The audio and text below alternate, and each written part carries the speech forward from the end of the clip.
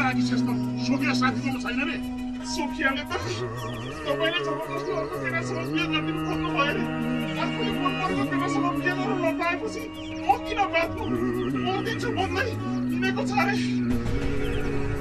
अब त्यो थाहा भयो के गरियो नि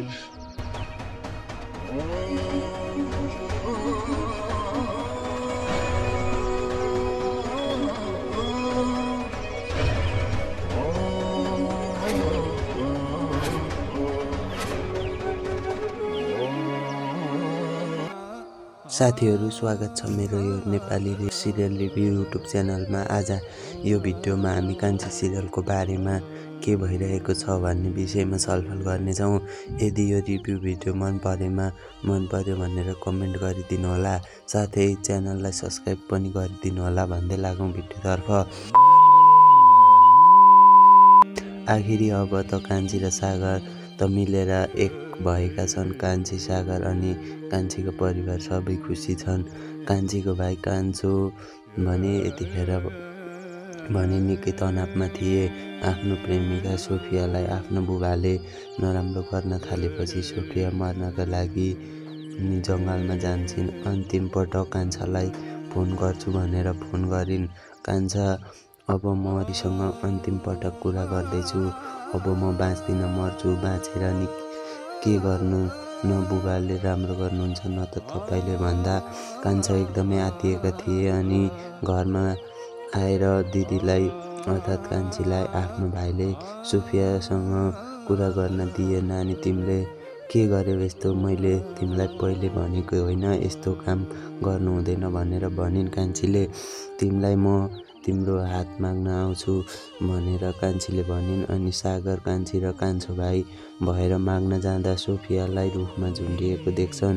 त्यो गलत काम कसले गर्यो होला त कि उनी आफैले यस्तो गरिन्? यो हेर्न अब 254 भाग कुर्नै पर्छ।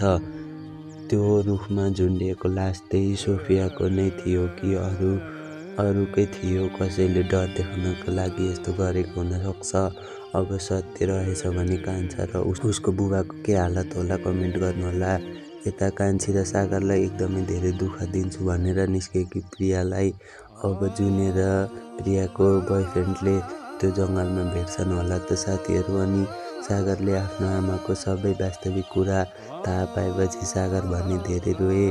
मैले त मेरो आमालाई भगवान मानेको थिएँ, तर राक्षस पो रहेछन् म।